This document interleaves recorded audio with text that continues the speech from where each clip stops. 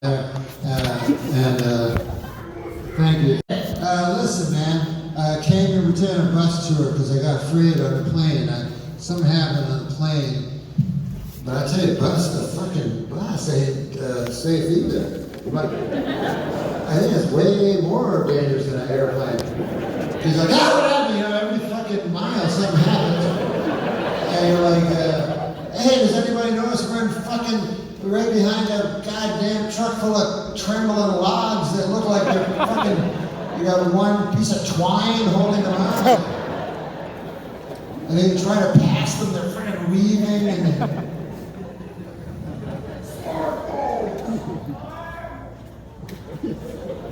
you fall asleep, right? Because the fucking we're traveling for 9 hours. It's happened to me 3 times so far. We've only driven like 4 times. I'm sleeping. Every time we go, hey, what's going on? You missed it, we almost died. You gotta wake me up for that shit, man. I want to miss my own death. I'm looking forward to that, man.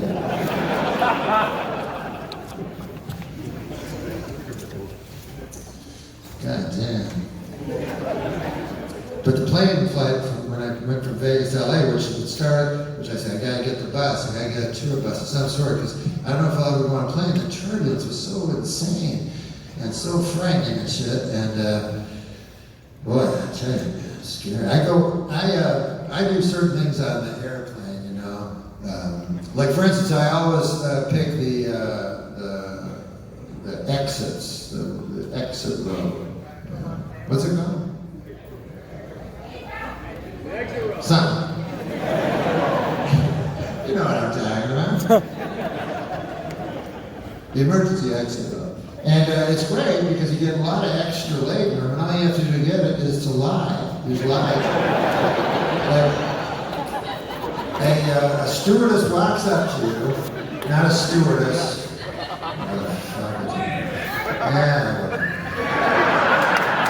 Flight attendant comes up to you. I use this dead language called English. That's my problem. Very hard for me to communicate to people. But when I was young, right, if you were a female flight attendant, we would call you a stewardess. And if you were a male flight attendant, we would call you a whatever. A steward. You homophobic motherfucker. You should fucking walk off stage right now. You know how deeply you've offended me? Offended me? You think you can offend me? What the fuck? I see these faggot not I see these gay American ass comics. They go, oh, I'm going to offend you. I go, are you fucking kidding me? Right? You gotta be kidding me. You think you're going to offend me? I have seen internet pornography. You think I'm going to be offended by Anthony Jeselnik? I don't know that.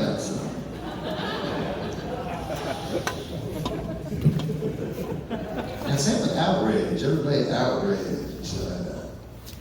You're not videotaping me. Please tell me you're not videotaping me. You're not videotaping. Please tell me you're not videotaping me.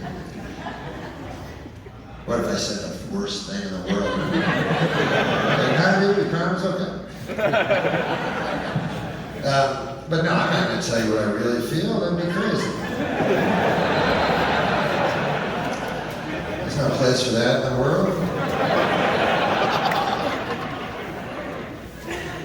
You got private discourse now and public discourse. You know what I mean? You're at home. That's where you tell people you trust what you feel. And don't sound nothing like what you say outdoors. You go outdoors, you're like, oh yeah, what is it again now? It was a man, but then it was a lady. Of course I understand it. What's not to understand?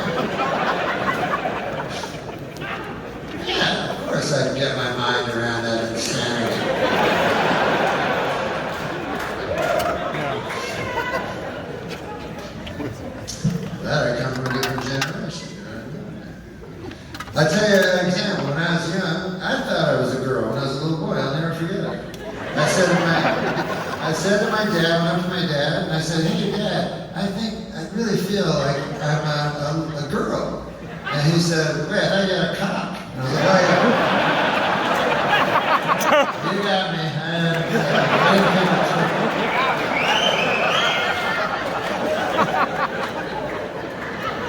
I only tell you that so you understand how hateful we were back then.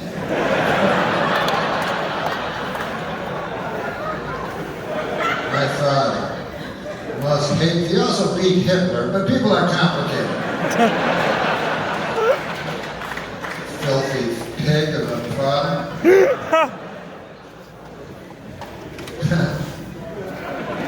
I think the problem is everybody think they'd be different than the guy in back, right? They go, God, fuck the people that had the fucking, made the fucking founding fathers. They owned slaves, because you think if I was back then, I wouldn't own slaves, but you do whatever the fuck everybody else does. What the fuck are you talking about? When did you become so fucking thinking for yourself? You ever meet a person that thought for themselves? Ever?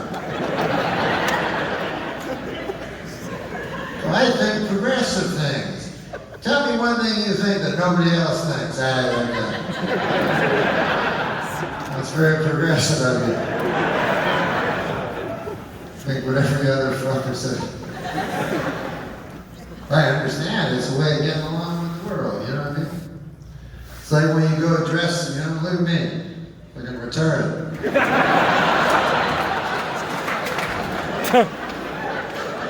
But most people, they go in, they go, well, what's in fashion, What's everybody else wearing? Well, give me that. That's how people choose their opinions.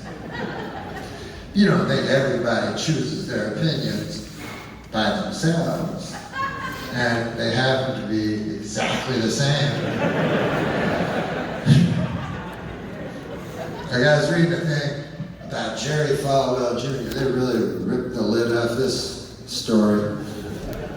Apparently Jerry Falwell Jr., son of Jerry Falwell, is against gay marriage.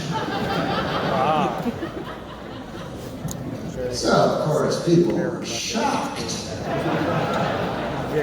How could a televangelist?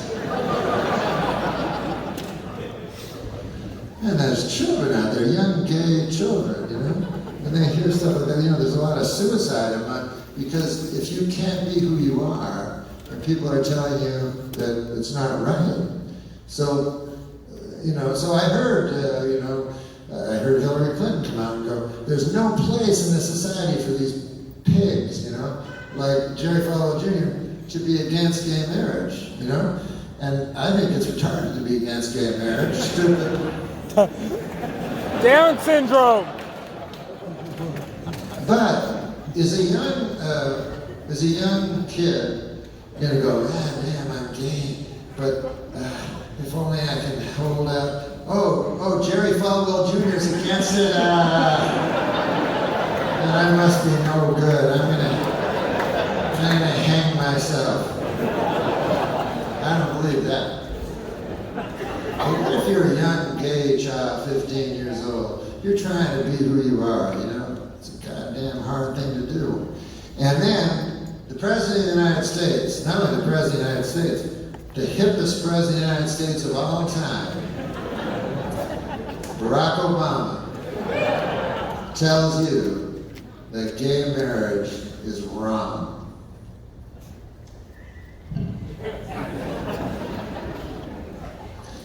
Time to go to the rope store.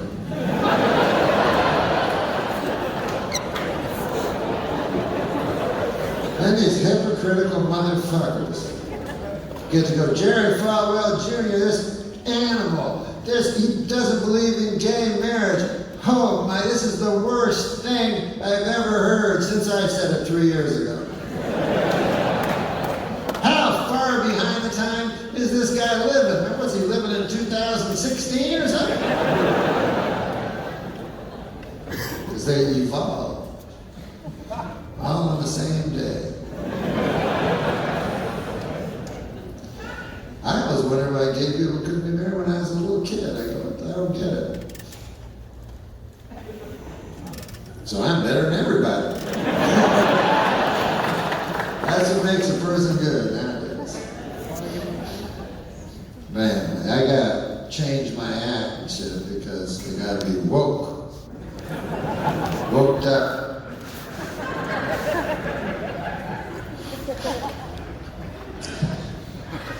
So we flew in from Vegas. It was so fucking scary. Oh, I was going to tell you about the stewardess came up. Flight attendant. So the flight attendant says to you, now, if you go, if the plane crashes, you're right beside the emergency exit, so would you mind like letting other people out and kind of helping out? And then you go, yes, I will do that. I was going to ask you if I could do that. That's the funny thing. It's just me. I was after you.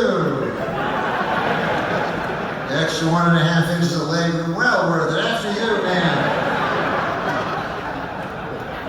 Black, blue smoke racing down the fuselage.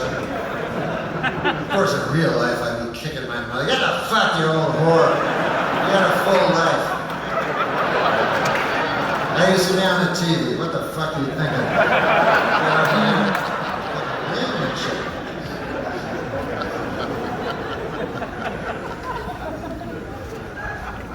They just try to make you feel better, you know. I'd never heard this one. I guess I'd blanked out or something. I never listened.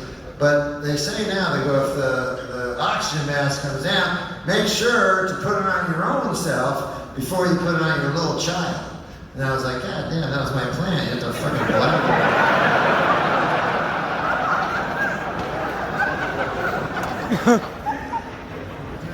But they obviously just do it to make you feel better, you know. Yes, you know what, your seat is good for sitting on, but you know it's also a boat. Looks good as a boat. And you try, But you ever turn on a TV and it goes, hey, listen, a plane crashed in the Pacific today, but don't worry about it, everybody floating around.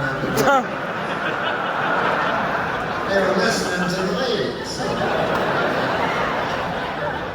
Just a thing to make you feel. And same with the emergency exit row, you know? It don't matter on account of that plane goes down 900 miles an hour. First of all, the location of that fucking window is going to be changing.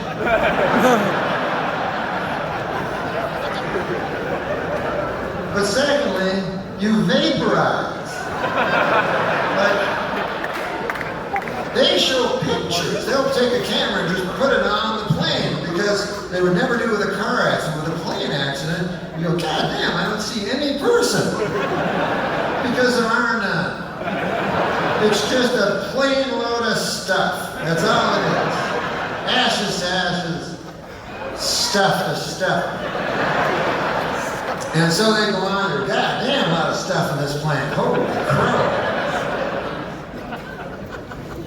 We can't call it stuff, call it remains. Now, the poor people that have met this horrific end, they have loved ones, you know, and the loved ones always want the remains, you know, for some closure, you know what I mean? They're like, God damn, I can't get to sleep ever since Billy died in that plane crash. That's all I can think of. If only I could see him.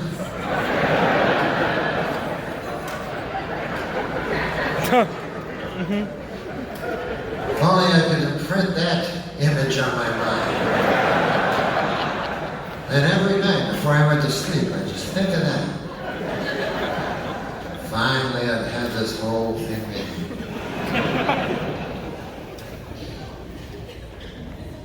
And you know, it's not like you're going to get your loved one. It's not, you know, they don't go on and go, look, it's the strawberry blonde. Like, that reminds me of Agnes over there. Didn't you get her thigh bone earlier? Okay, let's reconstruct. You got no time. They go, come on, man, let's move. The daylight's burning. Hey, listen, man. I just found an ID card here. It says Norm Macdonald, 190 pounds. Shovel 190 pounds of stuff into a bag. Write Norm on the side. And send it to his mother. His mother must have said. Then my mother again said, excellent. Now, American Airlines ain't so bad after. Jeez, I don't remember Norm having 3 eyeballs. I guess none of us knew him really. Ultimately unknowable. From each to the other.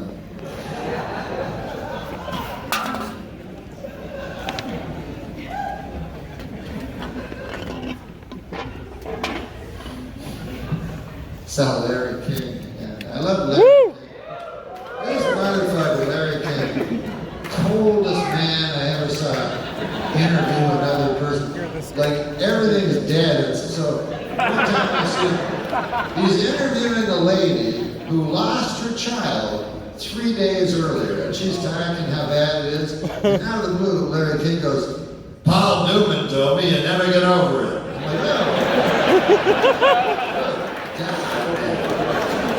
Name dropping. I understand him, man, because he's seen so much in his life. The more I see, you know, it's like a fan. I can't be offended. I cannot be offended after seeing hardcore pornography on my internet. It's just impossible to offend me. You know? I'm like,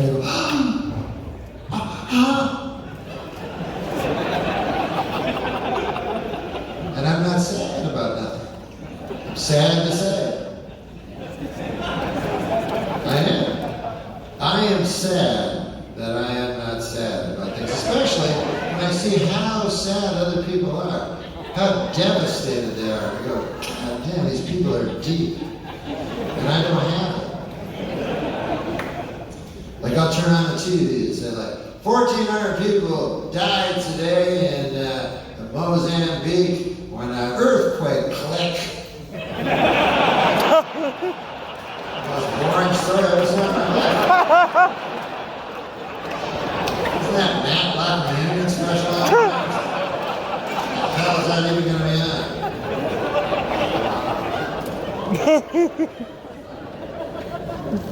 I get sad and devastated, like my cat, Kitty. She's 21 years old now. God damn it, I see her limping, you know. She had a stroke earlier and it breaks my heart. I'm so sad. But those 800 fuckers in Mozambique or whatever the fuck it was, could not care less. And it makes me feel even worse because other people are devastated. I mean, I've seen people. I've seen like talk show hosts. At the beginning of the show, they go, I'm devastated. We're going to try to get through the show, but God damn it, I don't know if I can do it. I'm devastated. We'll be back after the commercial, then after the commercial, I'm like, hello everybody! That seemed devastating.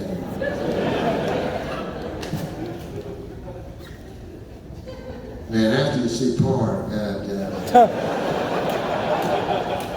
If anybody, it's impossible to think nobody has, but if any of you have never seen pornography on the internet, my advice would be don't. Because it changes you. I'm not even joking. I feel it changes you fundamentally as a human being. You know? Because it ain't what sex is, certainly ain't what love is. You know? I remember the first time I saw it. First of all, you're overwhelmed by how many people go, God damn it, I never see the same girl twice. Is every woman a whore? What? Look what they're doing. I've never had a woman do anything close. And I was on the TV. I used to be on the TV. And yet these people,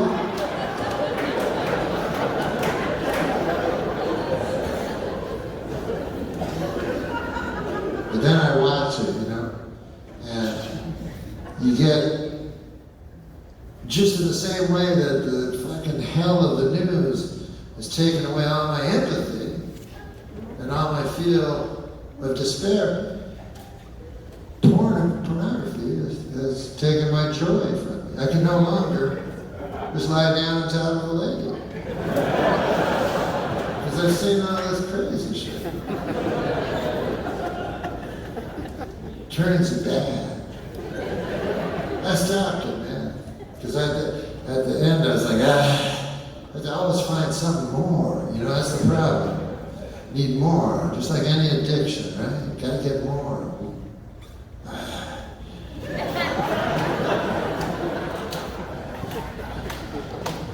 This one can only take 8 cocks up her ass. The fuck? You're gonna be in the prude, why are you in the fucking business in the first place? Like, I'll find something else.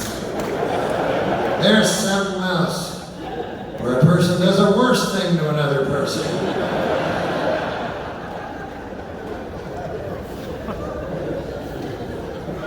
Take my fucking soul from it. But yeah, so I'm not offended by Will and Grace or whatever the fuck. I don't know, maybe that's a show you're not supposed to be defended. I remember Will and Grace, I said, because my brother goes, it was a show, Will and Grace, that's very pro-gay. It's like, oh, that's cool, I'd like to see that. I've never seen that like that. This is the first show I ever see, right? The cold opening. It's Will, the gay guy, and Grace, the straight lady, both stand beside each other. This is the cold opening. A man walks by, and the woman says, wow, man, that's a tight little butt. The man says, you're telling me. Big laugh. I'm like, whoa, what?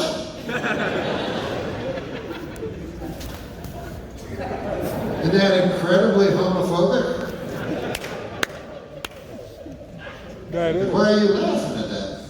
You're only laughing because you're like, God damn, that's fucking ridiculous that a guy would want to fuck another guy's ass. That is a funny joke.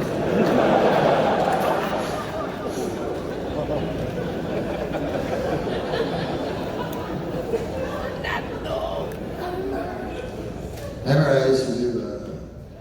used to get in trouble if I did jokes about gay people. But when I did jokes about gay people, I do them mostly in San Francisco, because it's mostly gay people. So I go, wow, they're gay people, I should do jokes about gay people. And I don't do any jokes against gay people, I do jokes about gay people. And the gay people, they love, San Francisco is my favorite town, because they love me in San Francisco, but it's almost all gay. And then the next day, a straight guy writes an article about how I hate gays. Love gays. I mean, I won't say I love gays. Think of it this way. I hate most gays. But I hate most white people.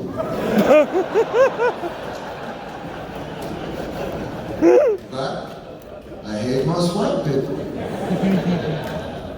But I hate most women. But I hate most men. Everybody's like that. How many people do you fucking like in your life? 10? 10 people.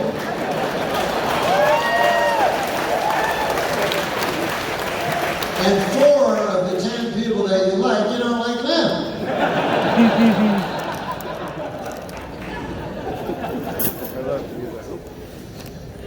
I guess that's saying retard. I said retard in a show one time, and the guy gave me a big, write-up or whatever. And he said, to call a person a retard is so ignorant, so stupid.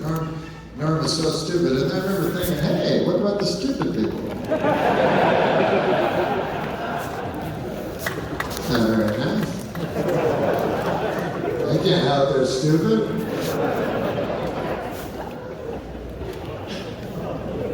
But I could have said imbecile, Moron. But remember when you were a kid, you'd see, they show you what that was, the actual meaning to it, like imbecile, 80 to 90 IQ, something like that. Moron, 70 to 80, everything, you know what I mean?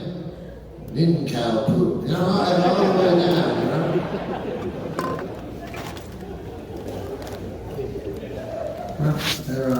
But they don't like me to say retard. And what about context? The guy didn't mention the context in which I said. I'll tell you the context. I remember the line. It was, I love retards.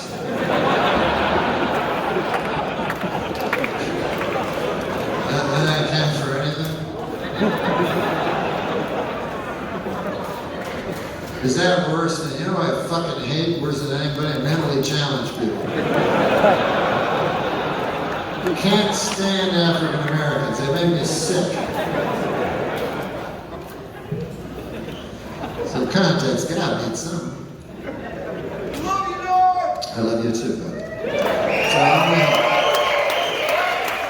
It's our only hope, pal. I love. I'm sniffling a lot, and I feel paranoid when I sniffle because I think you guys will think I'm on cocaine. And also I'm paranoid from the cocaine. But together, I'm really very paranoid. I'll lay it out for myself. But one of you underneath your seat.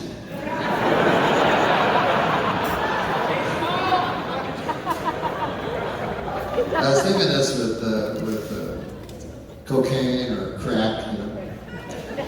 That homeless people, which I have always been cruel. It's not cruel. Yeah, it's cruel. Cruel to by dismissing them. You know what I mean? Like, I got a homeless guy who lives next door to me. I mean, I got an apartment, but just a coin flip. You know, I have an apartment. He has cement, right? Always lying down. That's the other difference. He's always horizontal. I'm vertical and shit like that. But I'll walk by this motherfucker, right? And he'll be like, hey, you got any spare change? I go, I got no fucking spare change. $1 falling out my pocket. He's like, what about the dollars? I'm like, fuck it. Hey, they're for licorice. Just fucking, none of your...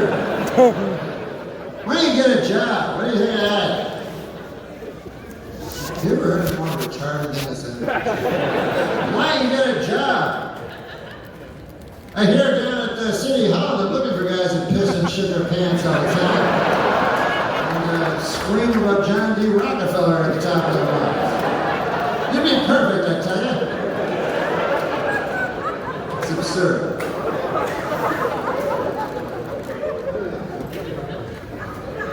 But it was just a selfish thing for me, but I couldn't pass them anymore, because you know when you pass them, you've all done this, you know, you pass them and you're with your friend, and you're like, hey, get a cheese sandwich, and you're, please, sir. First of all, they're the most polite people ever. You know what I mean? Who calls you sir in real life? Oh, my good sir, chief. I like when people call me chief. I pretend I don't hear, you know. Chief, could you help me, man? And I'm like, anyway, cheese sandwich, with my buddy. But meanwhile, I feel the evilness coming up my belly. I don't feel good. So I thought, fuck it, I'll just carry some money with me. $100 bills. And every time I meet my motherfuckers, I give them $100. Just one per day. I mean, per person. But anyways, I've done this for the past 5 years. I spent like $5,200. It was the best $5,200 I ever spent, because that evil shit. My mother, she'd say, you don't want to give them money on account they'll go buy crack with the money. But first of all, if you give a person money, that's their money. They do whatever the fuck they want with it. That's how it works. I mean, imagine if you had a job and you're fucking at the grocery store, your boss is there. What's going on? Well, you use that money. Just gonna get some beefaroni. You might want to check out that stove. No, I'm kidding. No, that's not how it works. Use it for whatever the fuck you want. That's what my mother said. She said they'll spend it on crack. Don't do it. The compassionate thing to do is to give them food. You know what I mean? Like a sandwich. And I tried that, man. Let me tell you something. Go up to a homeless guy. He's horizontal, he's lying. You put a sandwich on his chest. And then he's like, hey, thanks, buddy. This will change everything. Appreciate it. It's a sandwich. But crack.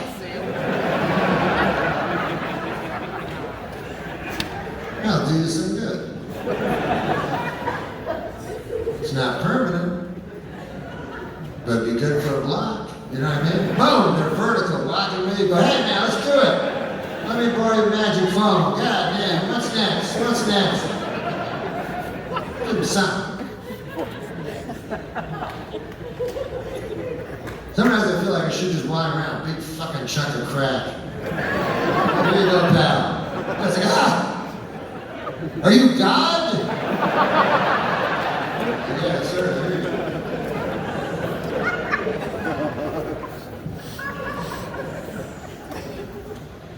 Yeah, fucking homeless people, goddamn. How the fuck is anybody that fought for this goddamn country not like rich for the rest of his fucking life? You know what I mean? How much would that cost? Jesus Christ. You know? Just on a personal level, right? If they say, hey man, big war, Norm, you gotta go over, or this guy will go over, you gotta pay him, I'll go, all right, well, here's my bank account. That's actually good.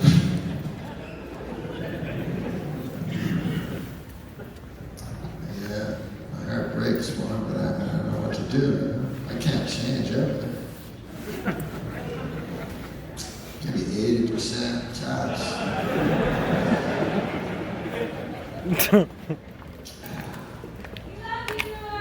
I love you too. My favorite words in the world.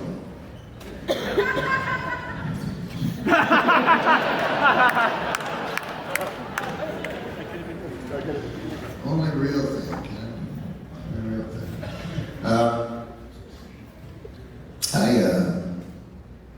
I'm going through a kind of a tough thing with comedy right now because I've done a few comedy specials. I just do jokes, you know what I mean? Fucking, this is what I do.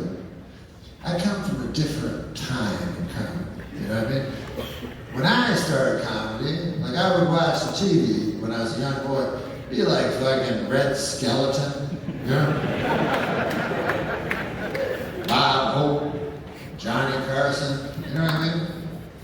Soupy Sales, Jerry Lewis, you know? You imagine watching Red Skeleton, he starts talking about the strafing of Hanoi. What the fuck? What the fuck happened there? Something happened somewhere along the way, and I'll tell you what it was. It used to be stand-up comedians. There were only one person in that world, and that was the stand-up. They would have lenders, aren't all their fucking wrapped up to me. He'd pull a fish out of his pants and he'd go home. And everybody'd be happy. Then, something else happened. Now you don't only have stand-up comedians. You have stand-up comedians and stand-up comedy fans. Now, these stand-up comedy fans, not funny at all, but they like stand-up comedy. But liking something doesn't mean you're good at it. So, but they love stand-up comedy, right?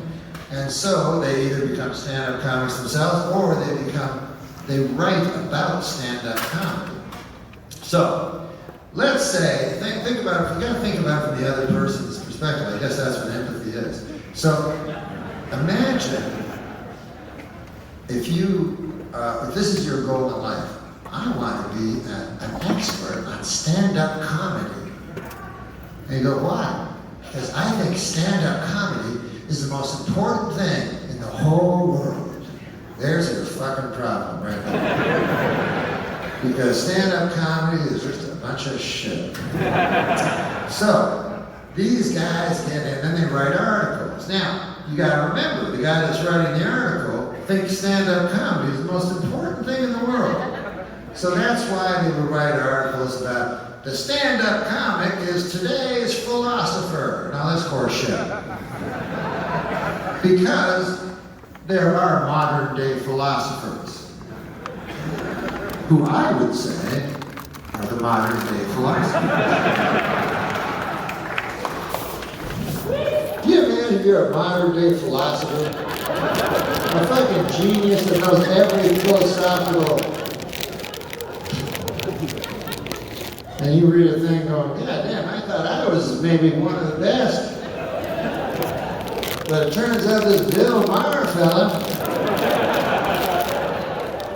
he got all figured out. God damn, I can't follow him.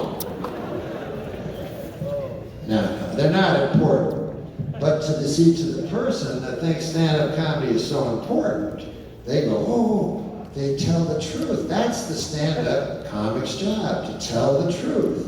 And any good stand-up comic will tell you that the job of a stand-up comic is to lie.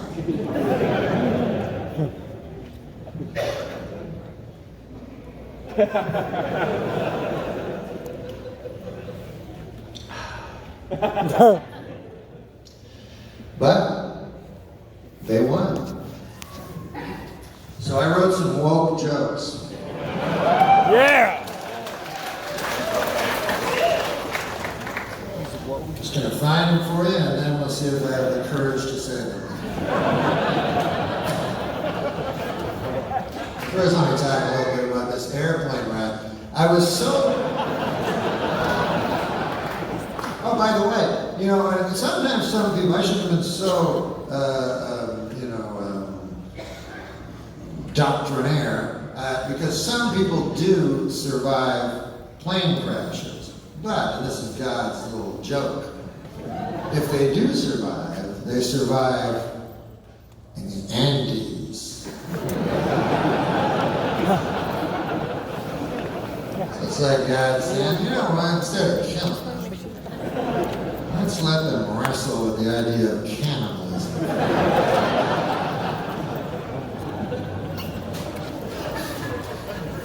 And I'm against cannibalism. If you know any of my work, you'll know that I work tirelessly for the abolition of cannibalism in our society. And I'm not going to use this as a bully pulp and try to fucking preach to you. You guys are adults, you've made up your mind on the subject of cannibalism, and I'm not going to change it. I go for the young people. They're young people. I travel all across this great country in this, the best of all possible worlds, and I tell the kids, I say, look, if you eat a guy in gym class, then maybe you think that's cool. And I'm not gonna lie to you, people will be talking about it for a long time. But you gotta think of the future. You know what I mean? You maybe want to get a job on Saturday Night Live or something like that. You find out you hate a fucker.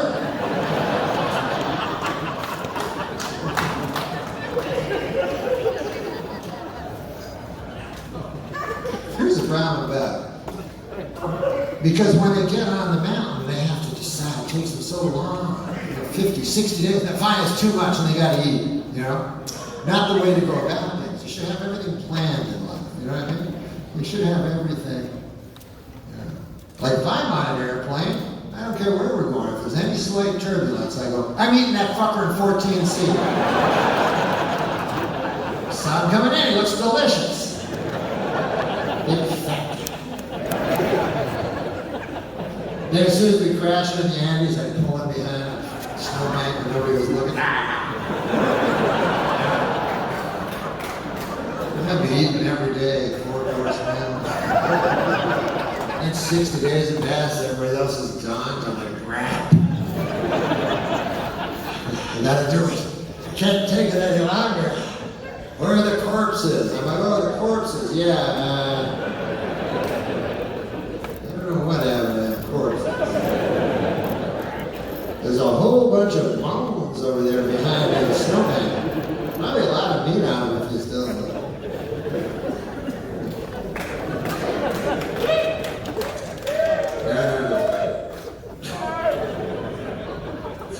Motherfucker, I don't know about you guys.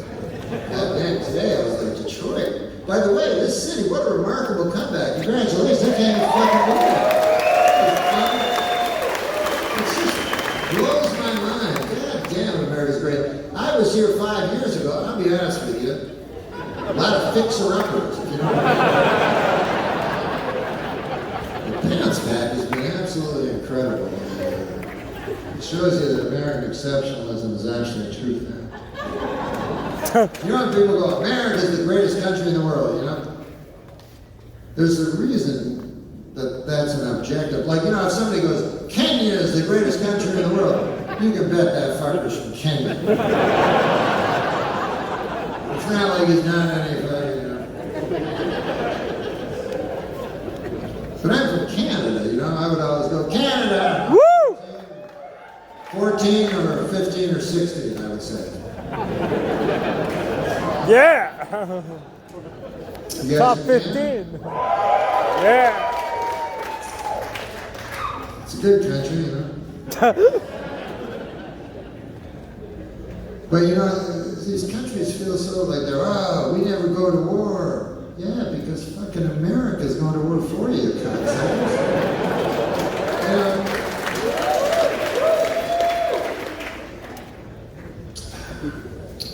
pretty easy to be neutral when your fucking buddy is a...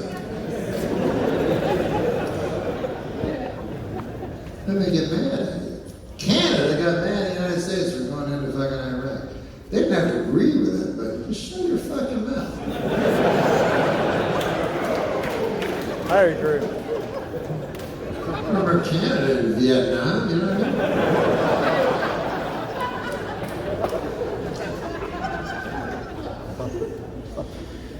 So I'm in a spot, because I do a special next year, you know, and I had all my jokes, man. I had all my jokes. And then I kept getting these, you go, Norm's irrelevant, you know? And I agree in a way, because I'll show you how irrelevant I am. I didn't know irrelevant was something you would call a person.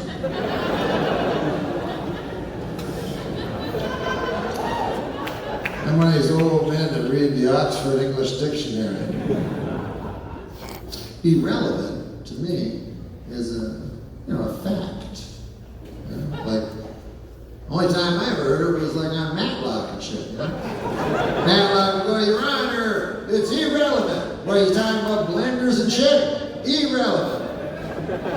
As a matter of fact, he's irrelevant. Get the fuck out. Get the fuck out. I was watching the View last week, right? They were talking about Billy Bush, right? And they say, yeah, Billy Bush, man, you know, can't come back. Should he or shouldn't he? And then one of them go, who cares? Fucking Billy Bush. Anybody can do that job. And this is the person from The View saying that. Those irreplaceable people.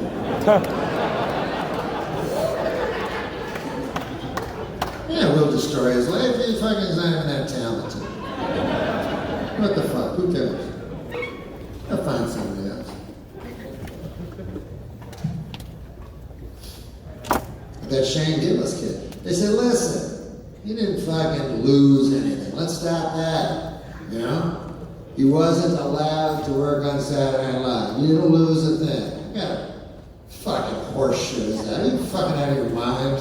He lost Saturday Night Live. This means war.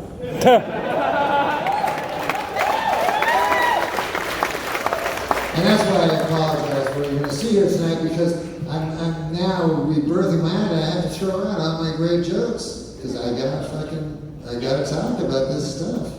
And, I don't know if it'll work or not. I'll try a couple of woke jokes on it, okay? What you gotta understand with woke jokes is laughter is not the point.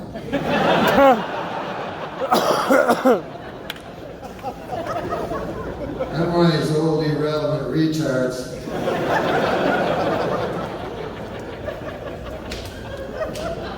Yes, in my special, I said I love, in my fucking not my special, my stand-up, I said I love retards. Oh, that wasn't enough for them. Oh, still This is why I love retards, I'll just tell you. And this is why I call them retards or mentally retarded, because I understand that word. Retard, it means to be arrested at a certain point of your development. No insult at all. I could say Down syndrome, but I don't want people to think I'm a doctor. I don't need that. Guy come to me, hey Norm, can you hit my knee with a hammer? I'm not a doctor. Can you believe that still happens like ever? You go into your GPs, all right, I hit your knee with a hammer now. Yeah. Just accept this. So he hits your knee with a hammer, down my knee! And the guy's like, excellent, excellent. Good for you. Exactly how you should react when your knee is struck by a hammer. Your legs are not paralyzed.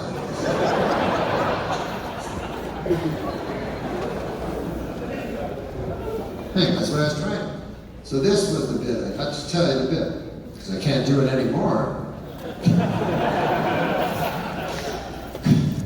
This is a joke I couldn't do today. Now, I said, the reason I love retards is because they're happy. And happiness is the only thing we want. You know what I mean? Don't we all want happiness? But when do you ever get it? Yeah, never. Like, once in a while. Most of your life is like, and once in a while you get happy. Like me, and the longer you live, the more unhappy. Like, I'll be happy in the morning, I guess, because that's when hope is, you know? So, I'll wake up and go, god damn, there's my Tempur-Pedic pillow. That's the best purchase I ever made. God damn, I'm happy. And then the sun comes through the crack of the bottom, and then my life also, it's all over me. Why did I do that? What kind of a look in the mirror? I don't know if you ever looked in the mirror. Oh. And I'm not talking physically, but you just look in the mirror at your own two eyes, and you're like, that's me.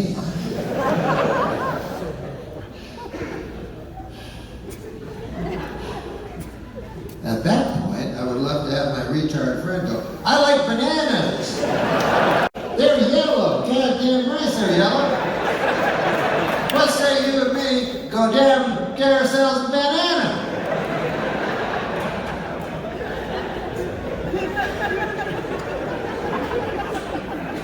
Happiness.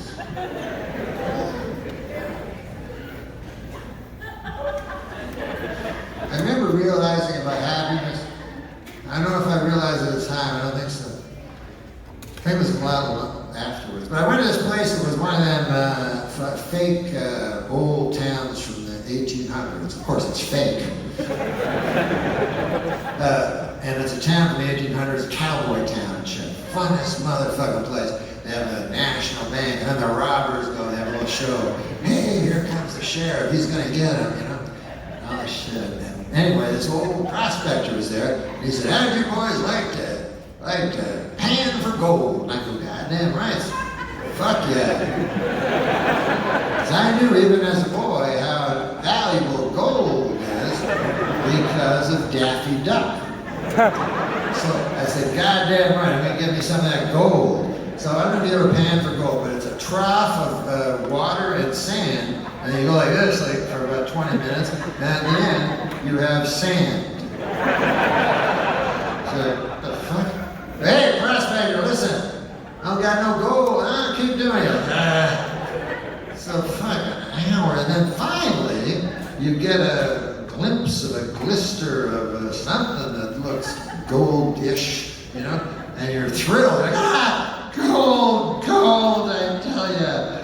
And so I think that's what life is. Like walking through sand. You try to walk through life. God damn. Oh my God, it's fucking sand. God damn, life is fucking, is that all it is? Sand. Oh, look. Look. More sand. Then a retard walks by, 2 big gold bars of gold, nuggets of gold falling out of his pocket. Happiness. I envy happiness. I do not pity happiness.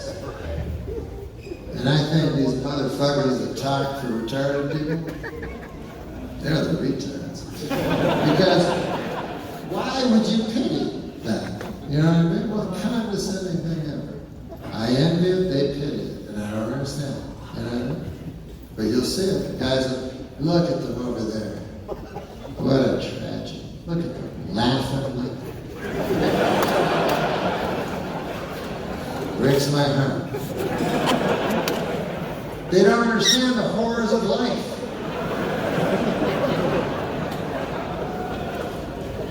You know what the real tragedy is? It's incurable. Do you know they'll probably die happy? It makes me shake my head.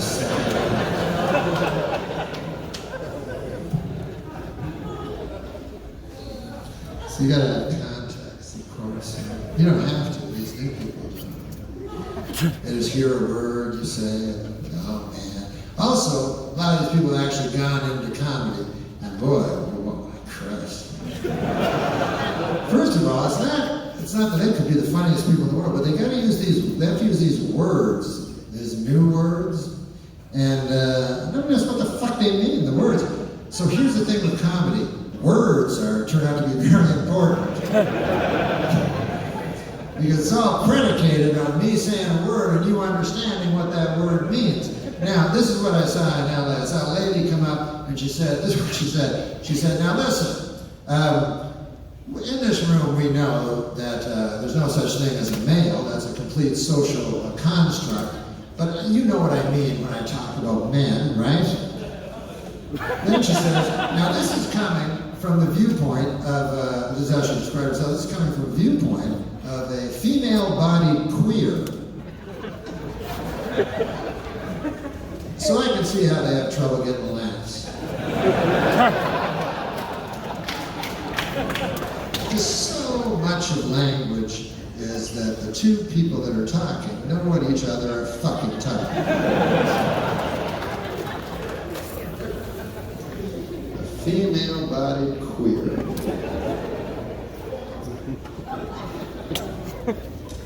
One woman is kind of like, she says, you're a cisgender. I go, what's that? She goes, you are a male who was born male and identifies as male. You just call that male. Now it's cis male. Huh? She's like, yes, it's cis male. I said, why is it such a terrible thing for you to just call people what they want to be called? And I said, no, it's no big deal. But why the fuck are you calling me cis male?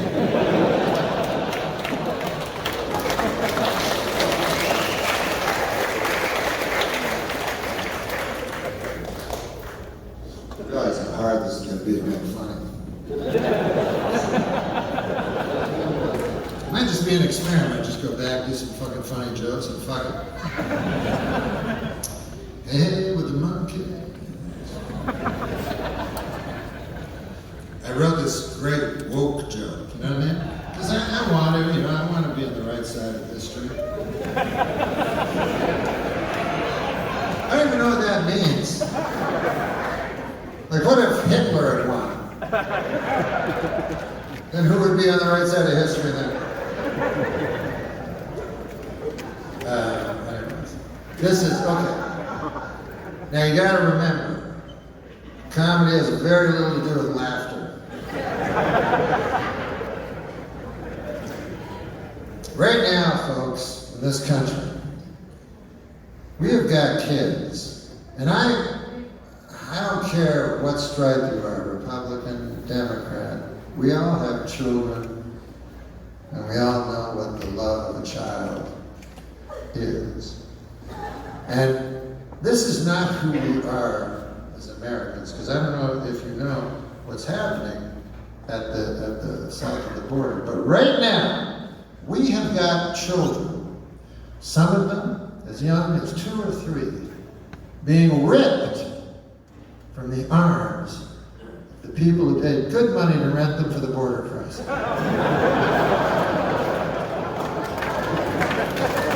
That is not who we are as Americans. If you rent the kid from the parents or from the cartel, you should get to keep that kid until you cross. A deal's a deal. It's a woke joke. I'm on the right side of the issue, which is important.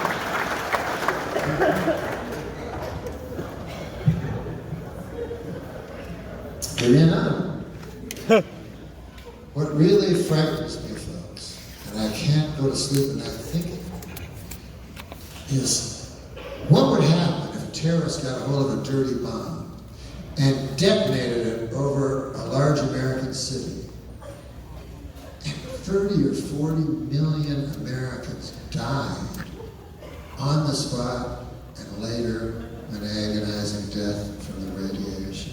How tragic would that be? Because could you imagine the backlash against innocent Muslims in this country? It would be absolutely horrific.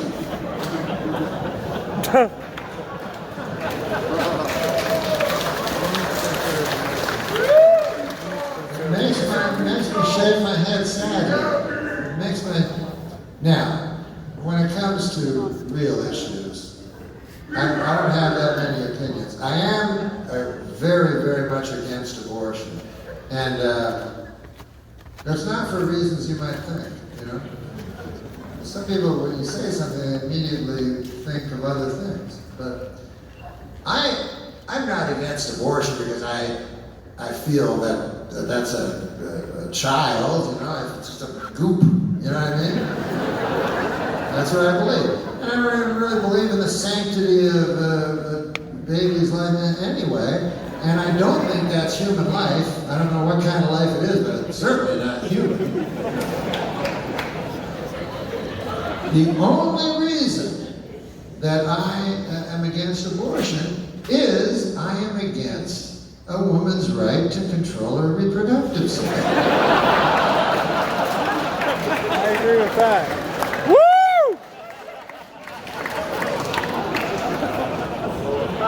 Give them a vote, and now, no good deed, whatever.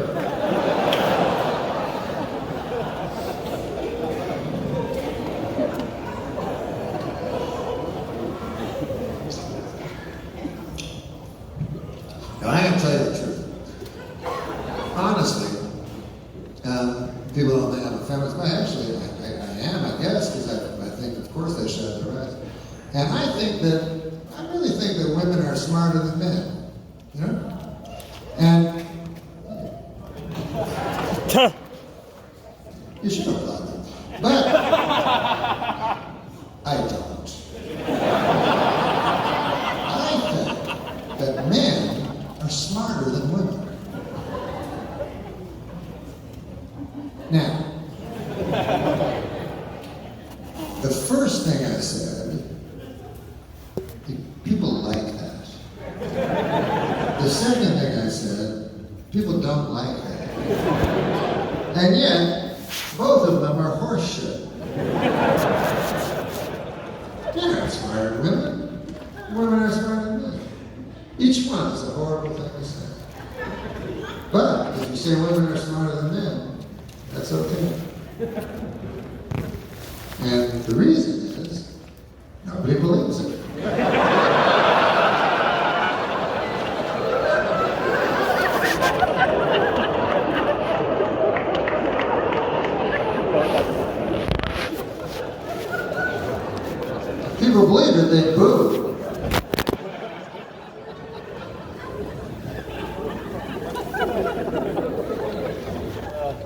Put me in charge of a child, well, you're the best soccer player. Yeah, you're better than me. Kids all happy. The women aren't children. Women are adults.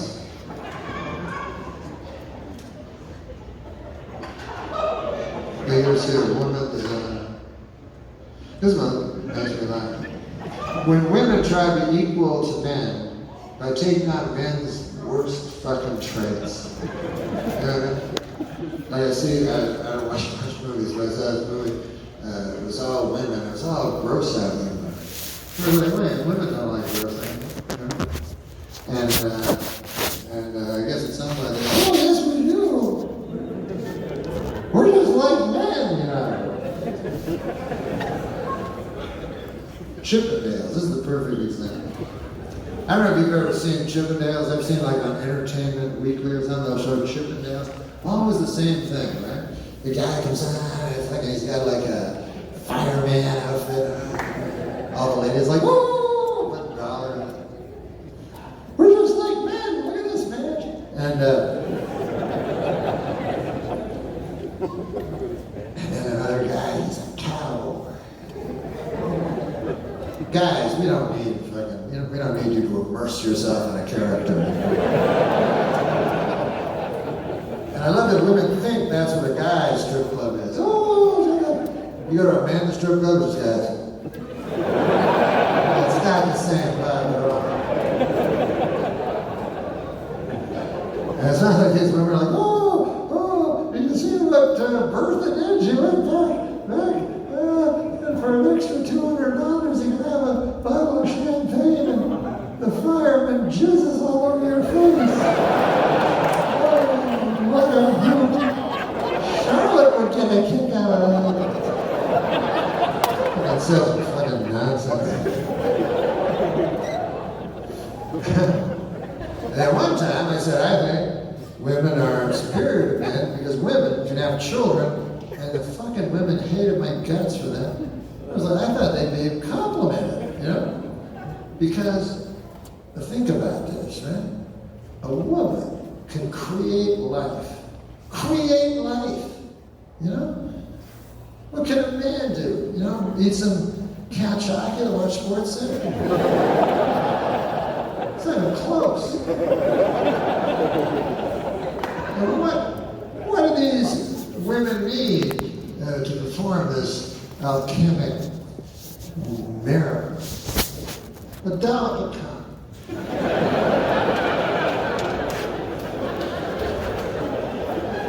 Hard that is? If you don't know how hard it is, give a dollop of cum to a guy sometime. You're like, hey, what the fuck are you doing? They always doing that, god damn it. No, I never said it was funny, never once. Or you hungrily laugh it up, whatever you want to do. The point is, it's all for now. Because nobody can do anything like create a child. Now, if I was a woman, that's all I could do. We can have kids. That's what women hate when I said. But that's what I would do, you know? I would rub guys' noses in, you know? Like I'd be at a party and go, hey, Phil, what do you do for a living again? You know what I do, Shirley. I play Shirley in this. You know what I do, Shirley. I work down at Anderson's bank, you know? And, of course, he doesn't own the bank. Old man Abernathy does, but as you know, Anderson's lately, you know. Anyways, the point is this. Sorry, I don't mean to interrupt you, John, but I'm creating life right now. Yes, creating life. Human life, the highest form of life. I've done it twice before, and I'm creating life now. But anyways, go ahead. Well, basically, my job is Abernathy and now Anderson. Abernathy would give me a pile of papers by the yay big, you see. And if I could get that pile down to about that by the end of the day, by God, that was good. And sometimes I'd get it down about that, and that's what made me next in line. So I thought before Anderson showed up. Oh, I'm sorry, I didn't hear that last part. You remember when I was saying I was creating life while I was talking to you? I don't know if you can change your mind around this, but the life I was creating kicked me.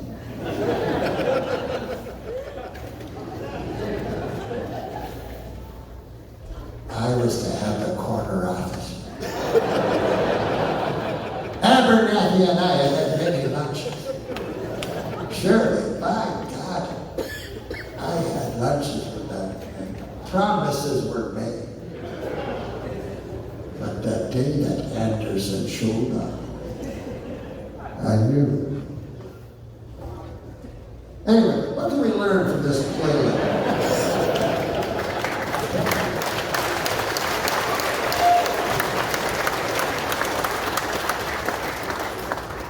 Lose perspective sometimes. What really is important is not important. Oh my God. I'm going to do some jokes also, I promise.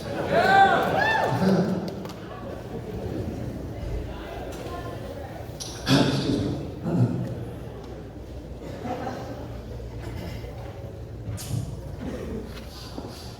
It's funny, I was in a car. I was in Portland, which is very, very progressive, right?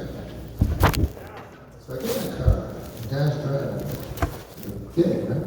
And all he could talk about is how progressive they are in Portland. And he's like, we're not racist, you know? That's something we've never had. And I'm like, he says, no, we're not racist. And then I noticed as I was going through Portland, everybody's white. So I see that guy. I go, listen, you know, you say you're not racist and everything, but, you know, that's not that hard if there's no black people living in your entire town. To which he replies, we got our share. I'm like, whoa!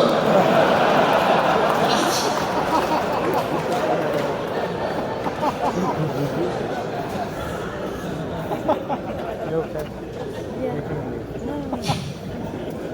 Why are cabbies racist? I never understood that. Here's why I think cabbies are racist. You know, because you ever get in a cab, every motherfucking time is racist. Now, if you're a cabbie, you're not racist, I apologize. But I've been in so many cabs. And, you know, I used to live like fucking suburb, a long way away. So if I didn't get a cab, you know, I had to hitchhike, and a secret gay guy would pick me up in a station wagon with some child seats in the back and offer me warm beer. So I wanted to get home as a young man, and my parents lived in the suburbs. So now this guy's racist. So what do I, just like the game of Scruples, what do? Do I challenge him on his racism? Do I have an argument? Or do I agree with whatever he says? And get home. So I'm not going to tell you which one I chose because I don't think he would like me afterwards. But I just don't, I didn't feel, sometimes I don't feel like fucking getting into a, you know, crossfire with a cabbie. But anyway, what about when a cabbie will say something fucking, you don't even know what the race is. You ever heard that? Because I tell you what, too many people are, I tell you what the, I'll tell you what the problem is. Too many brindle heads. Yeah. I guess so. I looked up brindle heads, nothing. Brindle, I was trying to put everything together. What the fuck is that? Yeah, I've said some bad shit just to get home. I remember one time they said, yeah, you're right, you had the right idea, I agree. Oh, crap.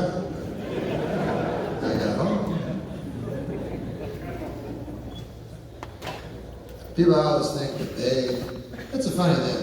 You know, you ever hear people go, it's time in this country, you always hear this on TV shows, time in this country we discuss racism, honestly and openly. Let's start. I'm not racist, what about you? Me neither. It's real honest there. America is racist except these motherfuckers in the studio. I'd like it was like, okay, let's talk about racism in this country because it's like me, I'm afraid of guys, but god man, those black guys. You ever know you guys? And they go, you gotta leave the show now and never come back. When we said honestly, we didn't really mean honestly. We meant say that you like every person. That's how we get to the bottom. It's the only way we can change is if we all say we're not racist.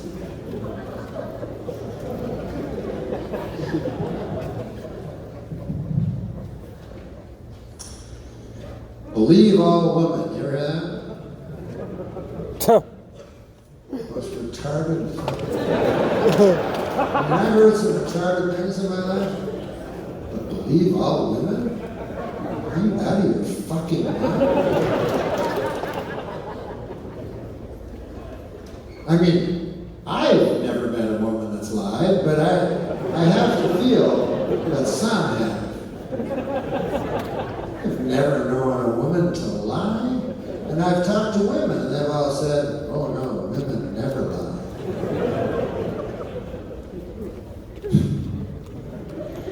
Believe all women. The court of public opinion, that's the important thing, you know. Because you go, well, you got to presume the guy innocent. Well, you do maybe in the real court, but not in the court of public opinion. Believe all women. I remember when I was a kid, the most beloved book when I was a child, still is. It's called To Kill a Mockingbird. You studied To Kill a Mockingbird, you know the story? Beautiful, beautiful story. So anyway, for you, those of you who don't know, it's about this guy, Tom, he's an African American. And he is accused of raping a white woman. And so the jury comes, and you know they're all woke. And the woman said, "He raped me," so they believe her. And he goes away. And then he's in a prison, you see. And then Atticus Finch, whoever played that, this guy's not woke at all. Standing in front of the jail. Who shows up? The court of public opinion. And they go, let's get that fucking lynch him, you know? And Gregory Peck, this unwoke motherfucker, he's like, nah.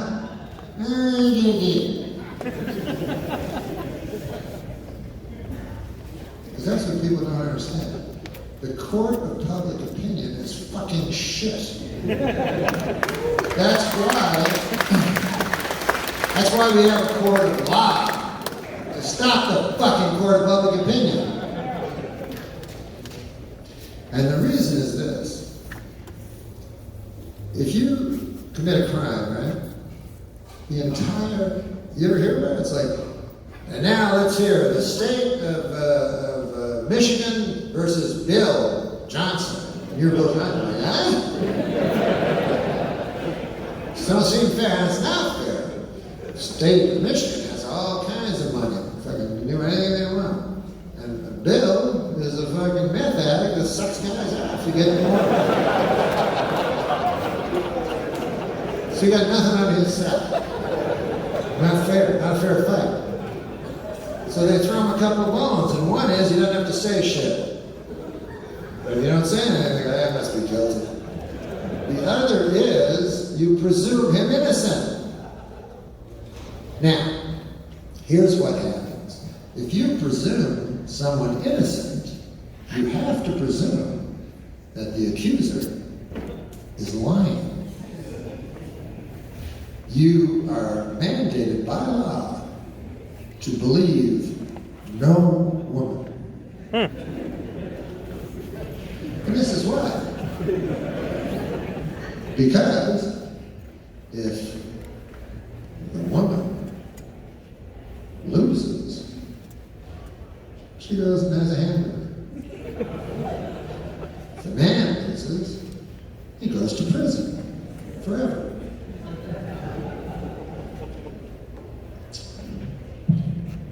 Bill Cosby is in prison. Here's the funny thing about Bill Cosby. Because I watched that courtroom. I don't think that motherfucker thought he was guilty. I swear to God, I don't know why. Maybe because he got everything he wanted or something. One time he going into court and they're like, "Where you think, Mr. Cosby?" And he said, "Hey, hey, hey." I'm like, "What?" He's kind of fat Albert. He had no idea. And I said, "Do you think he'd ever do stand-up about it?" Of course he wouldn't. But I think if he did, it would just be from a very, he'd be like, "Here's and I go into the blade and the man and the people. And then the man says, United States of America versus Bill Cosby." I said, "Camille, this is not going well." Then the man starts listing the ladies who alleged that I had done it. And on the 45th name, I say, "Oh, Camille." And then Camille says to me, "They're still on the A's." I said, "This is not going well."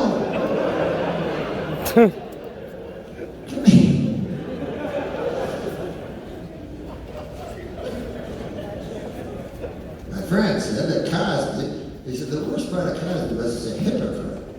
And I was like, I don't know if that was the worst, but it's not good. Listen to that. To me, it was the rape. Number one by far. Number two, drug dealing. Number three, the scheming. Anyways, I got a whole list backstage.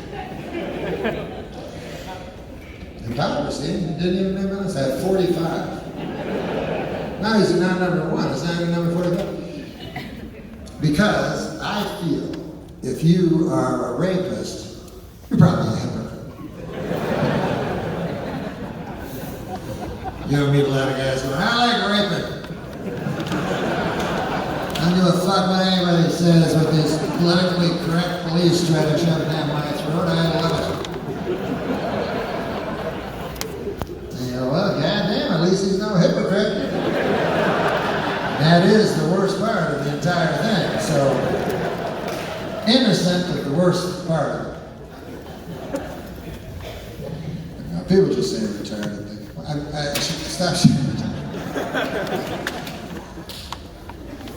I'm going to stop. He was the local pastor. She. Ever watched Dateline NBC? I get fooled by those motherfuckers every goddamn time. I was thinking it's going to be a good story because the way it starts, He was a local pastor, had been for 14 years. And he had his doctor's degree, so he had delivered most of the children of the county. Free of charge. His wife, his childhood sweetheart, became the head of the PTA, who would rescue dogs. Their eldest boy was the valedictorian, and his speech was said to be the best that the college had ever seen. The daughter was a wonderful gymnast. So I'm watching, well, God, man, this is going to be a good story. I like happy stories. They get me every time. This is going to be good. I can get myself a cheese sandwich. I go get a cheese sandwich. By the time I get back, they're saying crazy shit, It's like, but what were those strange noises coming from the garage? Wait, there's strange noises? What was that smell coming from the crawl space? I'm like, crawl space? Nobody mentioned no crawl space. Almost as bad as the woods.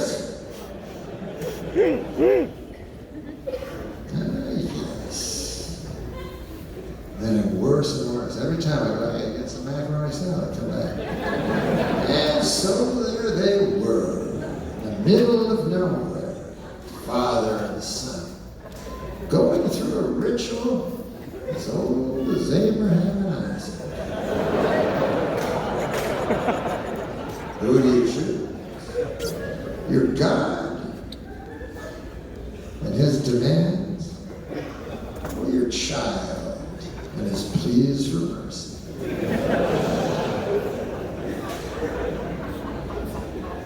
Well, Bill was a pastor, and he knew what he must do. So, one by one, he took his 12 children, and one by one, he baptized them. The baptism left them bloated. I don't want to hear this. What? It's not so good. But I know that's stories, and they have to have twists. Now, it would never work if it was like he was a local meth dealer. She was the town whore. I know where this was going. By the way, there are things in the Me Too movement that are so great. Like, for instance, slut shaming, you know? God damn, I was ahead of this for so fucking long. I remember, goddamn, I was in high school, and I go, fellas, why are we shaming them again? Are we thinking this through? I mean, I'll tell you my fear. If we shame Alice too much, she might stop being a slut. How about instead of shaming them, we put her on our shoulders and walk around? For she's a Jonathan, you know? I love sluts. I remember in high school, that was the coolest girl, was a slut. Now I don't know what happens. I hear these stories and shit, you know. But human beings are human beings. I don't believe it. I think it's exactly the same. Women don't like to fuck. Come on, man. It's nice of you to pretend, but like women don't got no sex drive. You know what I mean? Like sometimes, you ever meet a woman with a sex drive? How fucking scary is that? You know what I mean? When you're in bed with them, like, oh my god! What the fuck was that? It's kind of like a dude or something. You're making that crazy fucking noise.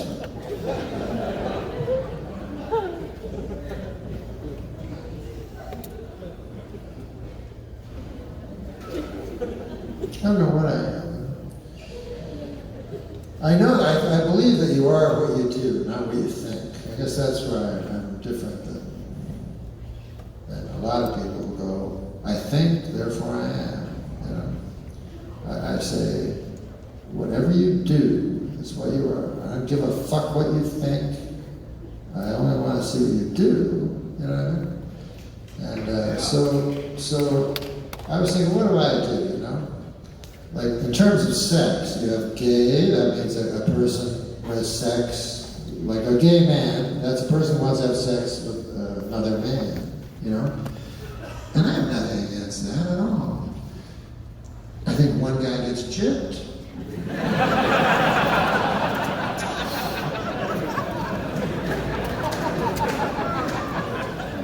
One guy's having a grand old time, you know what I mean? Because his cock is involved. The other guy's getting fucked in the ass. Let's not pretend those are equal.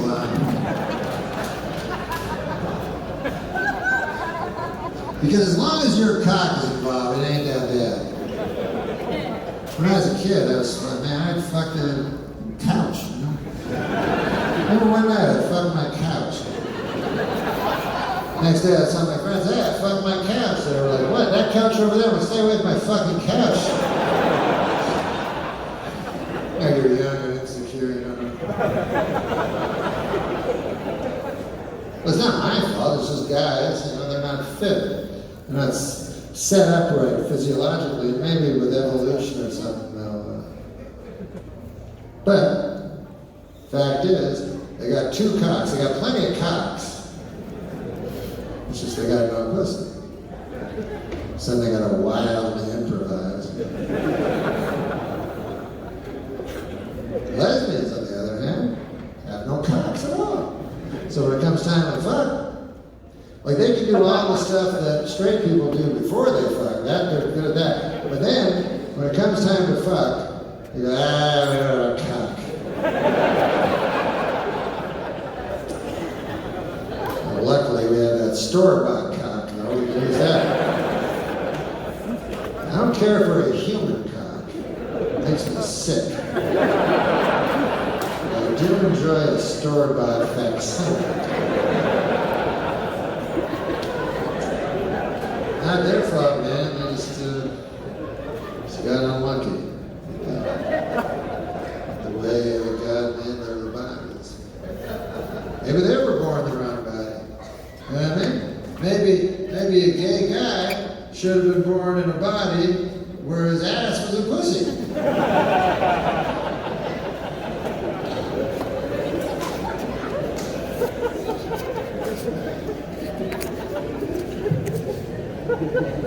So anyways, I was wondering what I was, because I haven't had sex in a long time.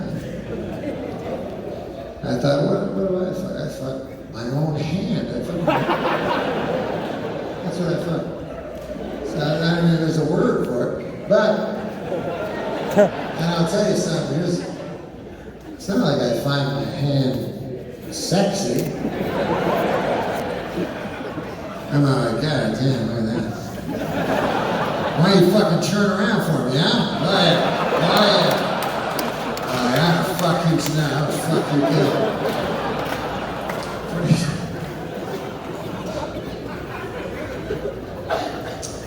You only fuck your hand on account of it's a huge whore.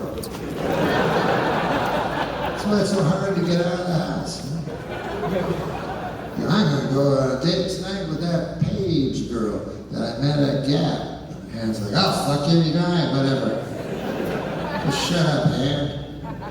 I'm gonna go, oh, she was nice, Paige. And spelled with I, P-A-I-G-E.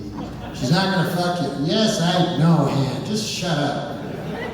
Gotta get out of the house. I know she's not gonna fuck me. Listen, Han, you don't understand this, but I would like to go with Paige and have a nice dinner, and then maybe in time, you know what? I am not even expecting to have sex with Paige tonight. I just want to have a nice dinner. Mayor Man goes, I'll make you dinner and then I'll fuck you. Wow. All right, whatever. Hello, Paige. Listen, my brother died.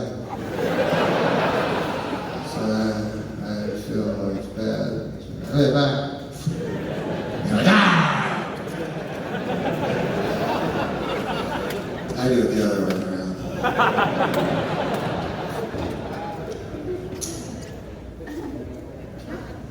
I was thinking about whacking off and stuff. I was thinking this is the part about whacking off that I can't get set in my mind, because if a guy whacks off, right, he has to create a scenario in his head, a scenario of the guy with the girl.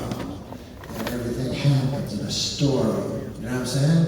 And that's the only way he can do it. But think about this. This is unreal, right? This in your thought bubble. It's not. But you need it. Like nobody can be whacking off and in their thought bubble is them whacking off. Like even the guys that live on the top of the fucking mountain with a white beard and shit. Even them. And I'm only talking about men. I know women are differently. I've asked them, what do you think about when you lay down with yourself? And they go, the wind. That's an advanced shit. The guys are base. Guys need this. And so what fascinates me is, that this unreality that you can convince yourself is reality, and this reality that you can convince yourself is unreality, is something that even paranoid schizophrenics have trouble reaching to that level, to the level where you actually produce issue. The 4 seconds of issue that you spend the rest of your fucking life chasing. And so what fascinates me, like I don't have a big imagination, so I can't whack off about Playboy girls or Victoria's Secrets. I've tried before, but it never works. Like I'm you're reading a fucking Victoria's Secrets. Hey, come on in. Yeah, I see you're wearing your underwear, huh? Oh yeah, well I'll show you underwear. I don't even know what I'm saying.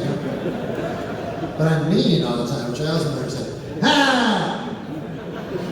underwear right now. And she's like, no, I don't want to do that. And I'm like, oh yeah, why would you? Sorry about the crack about the underwear. So I need to be able to imagine it.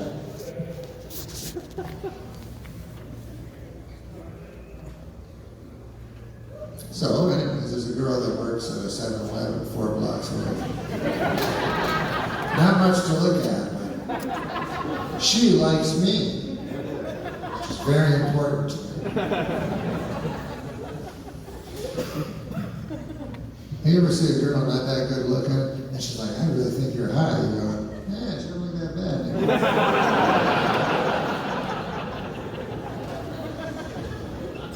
So anyways, I found out she liked me because, sometimes you can pick up on things, you can pick up on shadows that turn out to be more important than that which the shadow makes. So I went to the 7-Eleven, I bought butter pecan ice cream, sour cream onion chips, and she goes, I really like sour cream onion chips too. I go, oh yeah. She goes, no, I really like them. And I'm like, well, hit me once. And then I went home and whacked out for about 2 months. And she didn't even know, that's the weird part. It was horrific shit I was doing. Whenever I go to the store, I go, here's my ice cream and chips. And she goes, yeah, well, how have you been? I go, just fucking put it in a bag. It says we need eye contact. Anyway, I'm fascinated with that moment when reality becomes reality and unreality becomes unreality, because for 5 or 10 minutes you're living in a space in your mind where unreality is reality and reality is unreality. And at the moment of issue, the moment after that, that is the terrifying moment. You know what I mean? Because you're doing the craziest shit. And like, and then it starts like,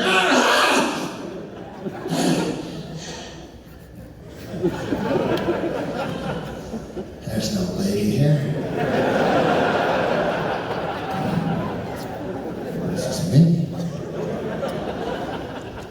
I gotta get a hold of myself. I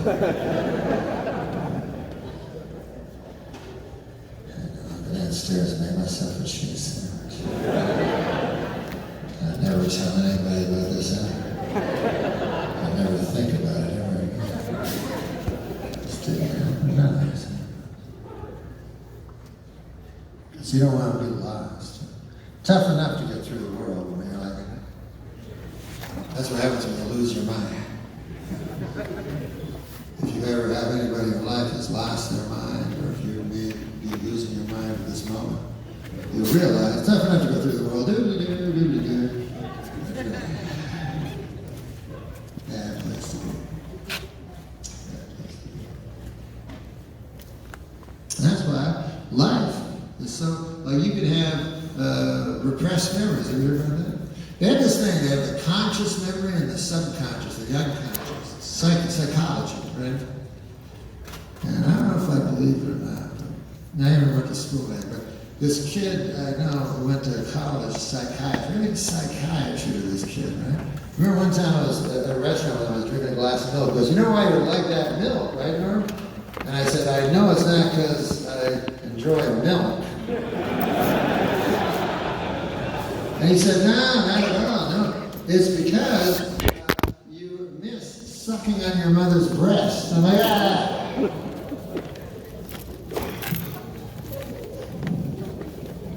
Now you guys don't know that. My mother came from a generation of women that will no longer be. And many of you here have mothers, or perhaps grandmothers, that fit this image. You know what I'm talking about. I'm talking about the mother who's in the kitchen and everybody else is eating and she's still, you know what I mean? Oh, my turnips! You know, and she just eats and makes sure everybody's well fed. Her eyes shine love, my mother. I've never heard her utter an ironic thing in her life. Purely earnest person. And happy, you know, happy. She'll come back. She's 85 years old. She lives beside me. She'll come back. Norm, I just met the most interesting lady, funniest story, man. I go, what happened? She's like, she was going to buy a pineapple, it was $1.69. Last week it was $1.19. Well, that's not a fucking story, old bag. I don't say that.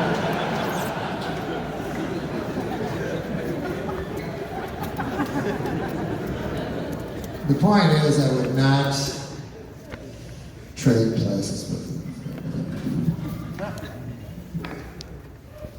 Anyways, I don't even know why I'm doing that. Well, I know, right? I don't want to suck her tits. That's right.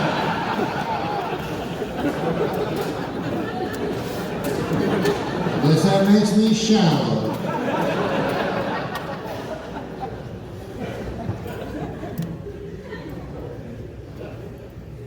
And then I'm sitting there and there's a glass of milk there. After he said that, what am I supposed to guzzle down the milk?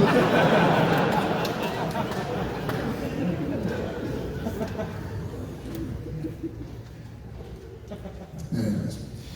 Oh, then I forgot to tell you about it. When he ordered, right? He orders. You know what this guy orders?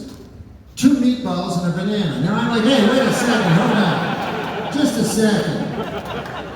What's good for the goose?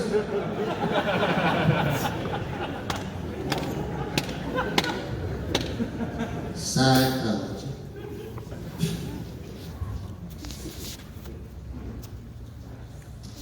And they say that you can have repressed memories. Well, that is the memories go back in your head and then 30, 40 years pass and then you remember, you know?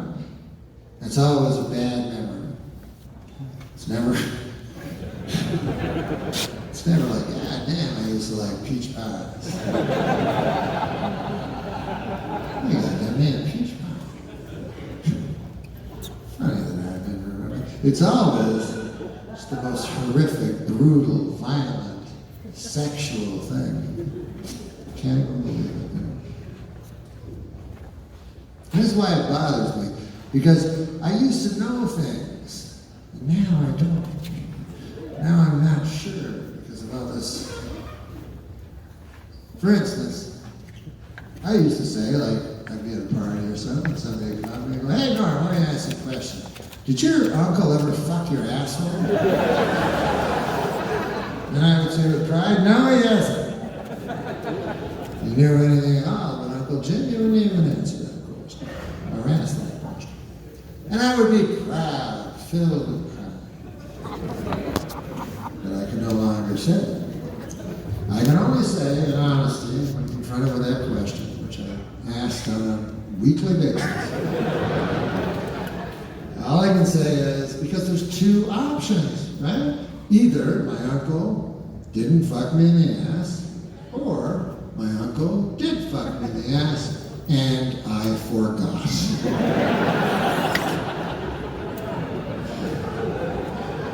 So now I'm at a dinner party, guy goes up, hey Norm, let me ask you a question. Did your uncle ever fuck you in the ass? And I go, 50-50.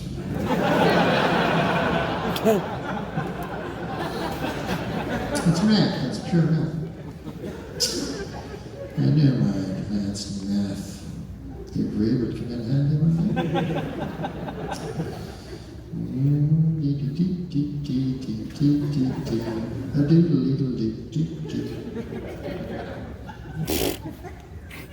I experienced peace for the first time in my life. A few months ago. I was at a party, and you know what? You know how I experienced peace? Because I just had this moment. I get so nervous in one-on-one situations, right? My buddy, he told me, he said, the key is listening. That's what the key to conversation is.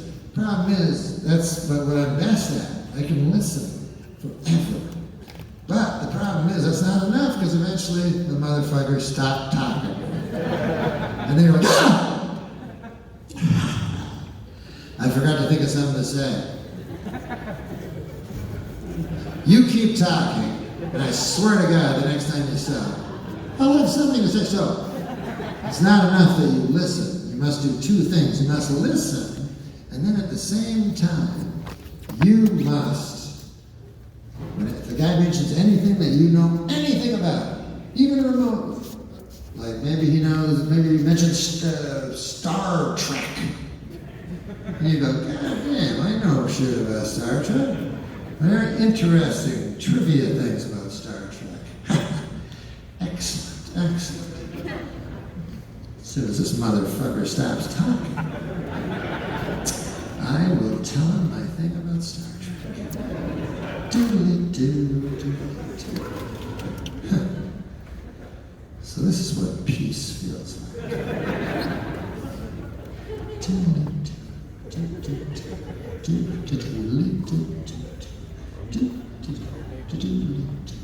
But then sometimes you gotta change the subject because you're peaceful reveries have doodly-doo. And then you'll say doodly-doo, and then you look up and he's like, so then the Panama Canal, whoa! No, I'm sorry. Hey, it's very interesting what you're talking about now, but hey, what about then? Remember that? Before now? Yeah, you were talking about Star Trek. And here's an interesting thing about Star Trek.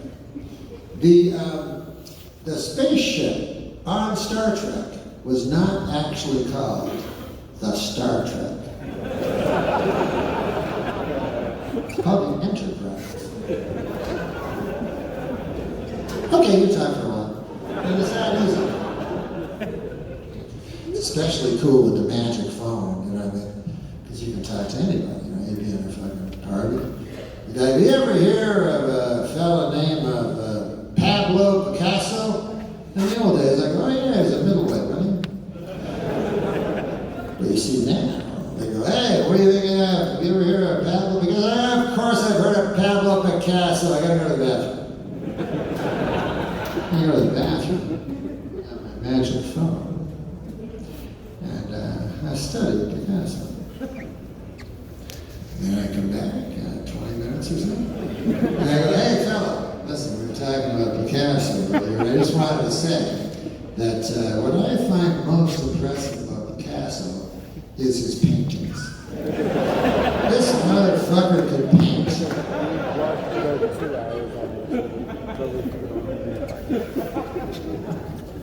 And also, do you remember earlier we were talking about Al Pacino? He is an American actor.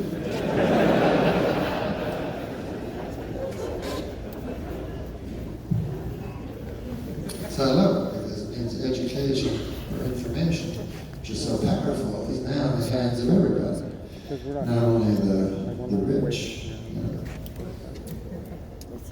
So I think it's really good. I think we're becoming very democratized in the world, you know. And so this is what I always think.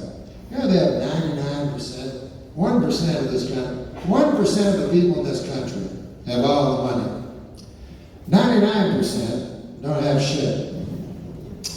You know who I blame? The 99%. Because why don't we go beat the fuck out of the 1% and take all their money? Seems relatively simple. Like, there's 1,500 people here. Now, let me not start that.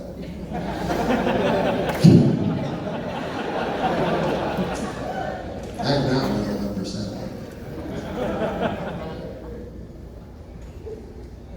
I do have white privilege.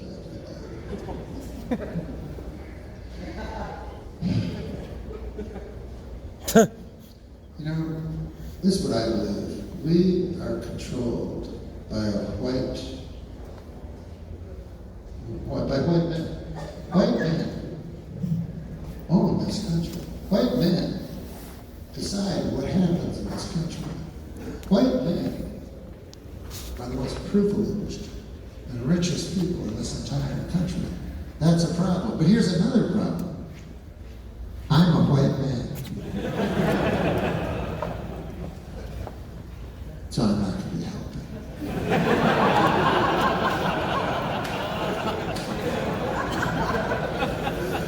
He can hit me with a rock and shit, but I ain't hitting myself with a rock, I tell you.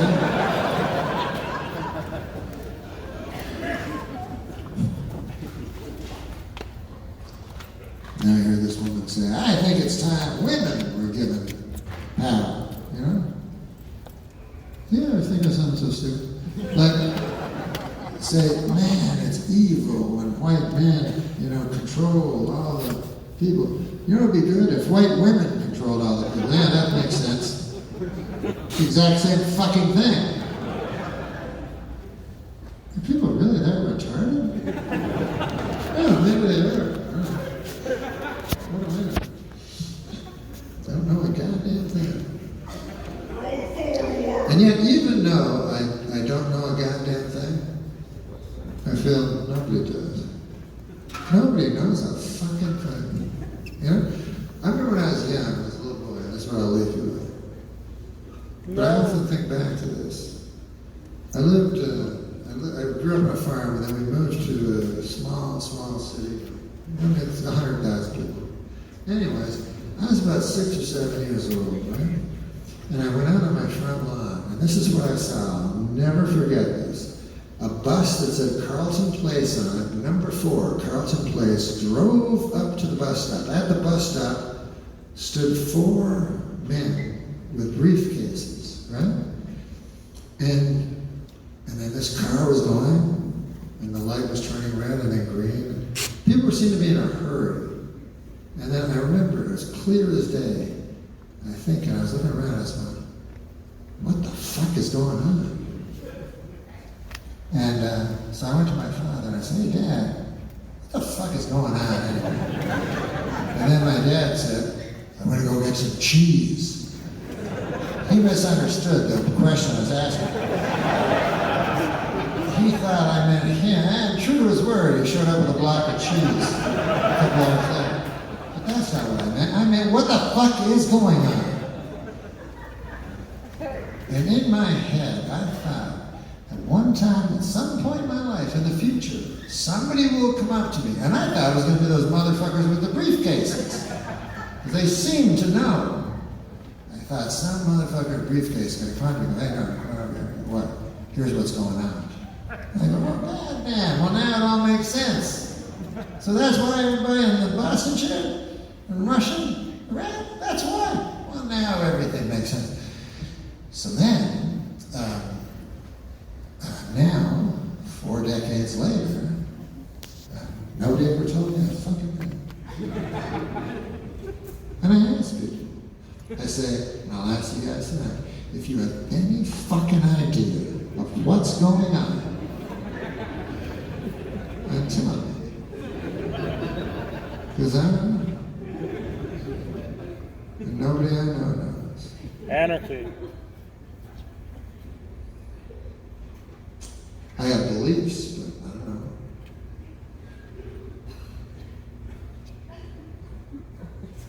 Yeah, everybody thinks thinks they're right. Think about that, right? In your heart, you think you're right, of course. In my heart, I think I'm right. But isn't that irrational? Wouldn't it be like 50-50? When you say, I'm right about 50% of the shit. I'm dead wrong about the other 50%. Problem is, I don't know which I'm wrong about and which I'm right about, because then I could be right about 100%. So, I don't know a fucking thing. This guy doesn't know a fucking thing I'm talking to. So what do you say you shut up and watch Matlock?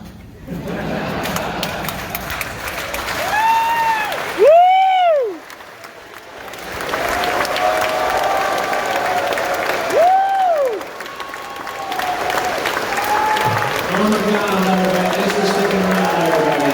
Keep it going. And keep it going for a feature, Josh Gar.